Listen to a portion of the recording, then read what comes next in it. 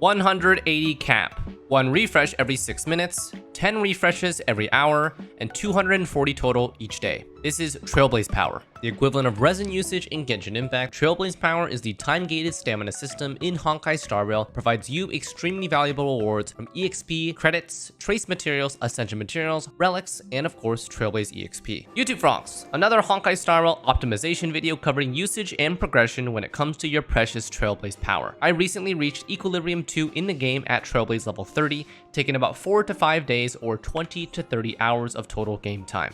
Absolutely loving the progression, turn-based playstyle, and fresh, streamlined content.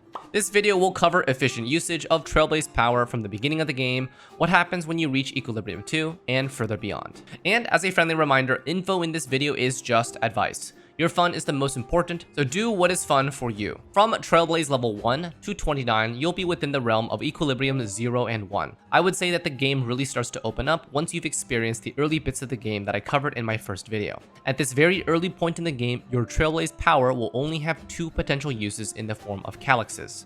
We have character EXP, Lycone EXP, and credits. Early on, the game floods you with generous amounts of EXP of both forms and credits, so it may seem like you don't really need to dump TP into these. Is that okay for shorthand? Trailblaze Power? TP? Toilet paper? Maybe just power. I don't really know what players are shorthanding it to. TP sounds kind of goofy. Maybe power is best? Let me know in the comments. So in my personal experience, I have never needed to farm for credits specifically, and between Lycones and character EXP, I have always used a bunch more character EXP to level different units for different situations, and I've been able to switch around Lycones for the same path. So between these 3, I would farm character EXP to Lycone EXP at a 2-to-1 ratio, meaning double the amount of power spent in character EXP over Lycone, and then none in credits so far. But before we dump all of our power into EXP materials, you will soon also be able to access Crimson Calyxes. Now these are different. If you take a look at any of your character traces, you'll notice 4 different things that you may need. There's these trash mob materials that you may get throughout general content clearing. You'll find a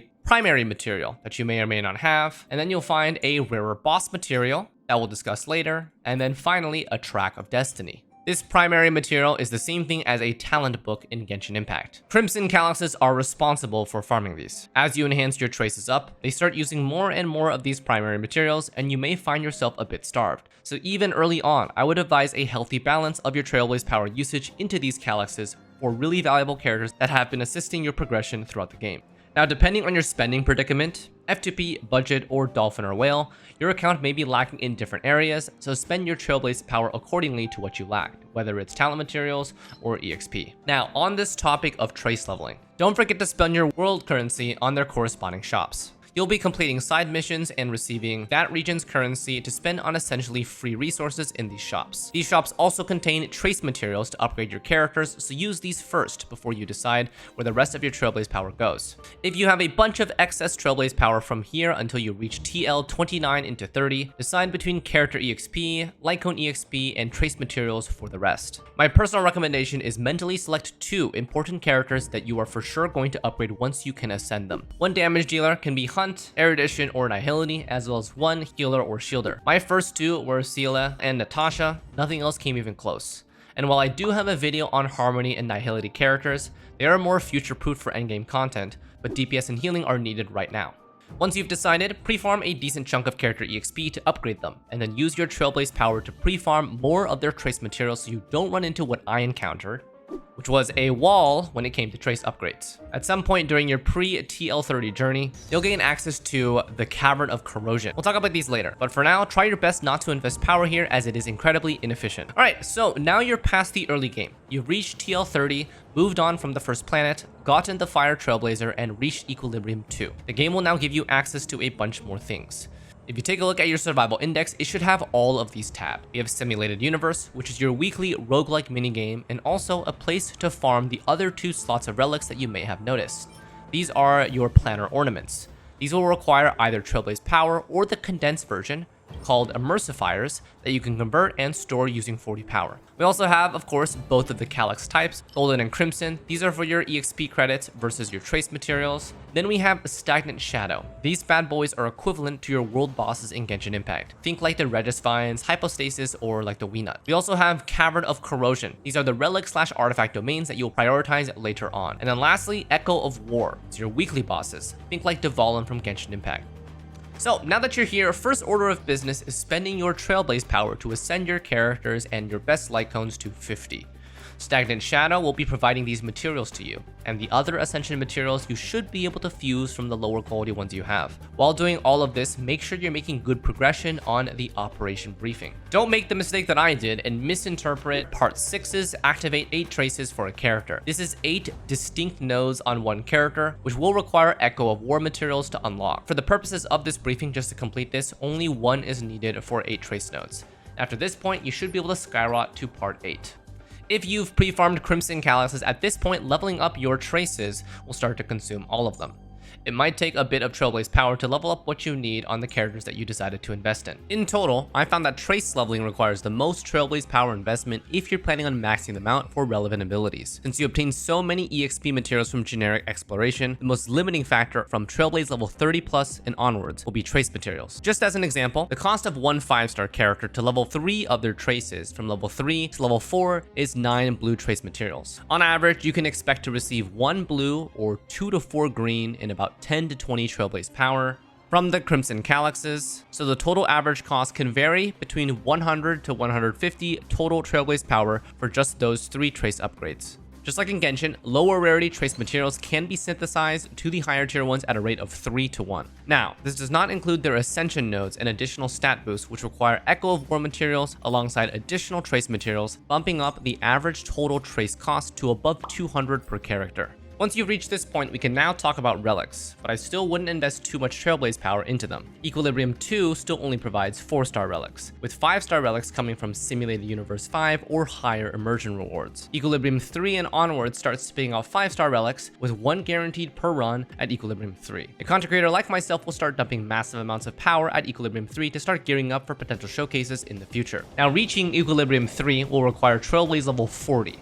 Which will also allow character and light cone ascension to level 60, so you still have a bit of groundwork to cover. In the meantime, I recommend spending your Trailblaze power on ascending, leveling, and trace upgrading all relevant characters that assist your progress. And since type weakness is so valuable against bosses, some more specialized units have lots of solid value for specific content. As an example, I decided to level up Harmony Asta to assist with Echo of War, as her speed buff and multi-hit skill were crucial to weakness breaking the boss in time. I didn't need to level her beyond 40 for the purposes of the boss, which means I didn't need excess Trailblaze power to farm for Ascension materials. The only thing I needed was character EXP, which I prepared a bunch ahead of time. Now, if you start leveling up multiple characters and start tackling diverse content, your reserves for EXP may start to dry up. So, before you start dumping your Trailblaze power into RNG relics that have no guarantee of increasing your roster's potential, investing in levels and traces that are always guaranteed sources of improvement will provide you the most benefit. As you continue to progress as well, chests and general rewards start providing 4-star relics for free.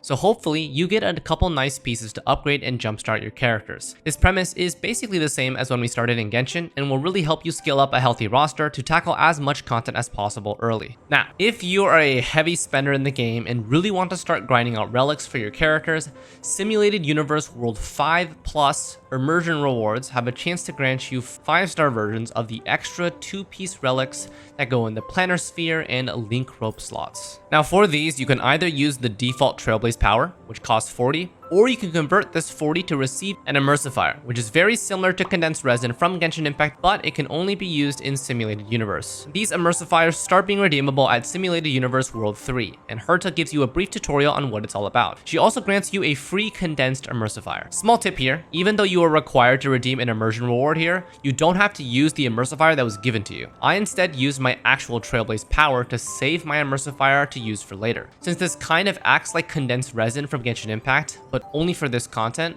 I can hold on to this for as long as I want until I decide to farm her 5-star immersion relics. This gives you kind of like a little bit of a 40 Trailblaze power window to save. The total cap for Immersifiers is 8, which is equivalent to 320 Trailblaze power or over a day's worth. So if you aren't able to play for a while, this is an early way to condense your power. However, please remember that these are only usable in the simulated universe. You can't use these Immersifiers on the normal relics from the Cavern of Corrosion. So let's sum up what we've got for optimizing your Trailblaze power. First priority, character level and light cones. I would recommend 2 major investments to level 50, as well as their 4-star or maybe even 5-star light cone that you're using on them. You'll need to use your Trailblaze power on the Stagnant Shadow alongside EXP rewards to ascend them. Then multiple characters to 40 or 50 depending on content for versatility. Only the Golden Calyx ESP crystals are needed for level 40. The boss materials from the Stagnant Shadow will be used for 50.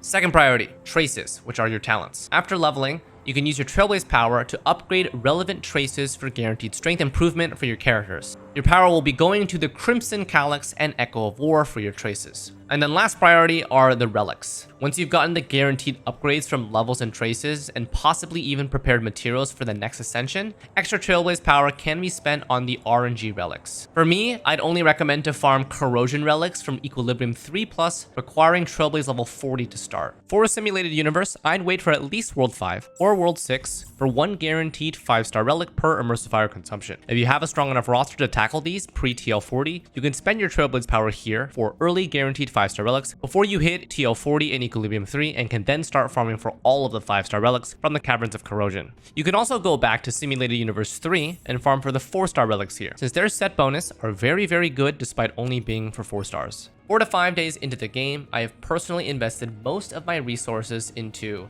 Natasha for healing, Seela for DPS, Himiko for 1 AoE character, which I haven't really actually used that much, and then 4 into supports. The level 30 for the Trailblazer was something necessary that I needed to do. You probably will end up doing that.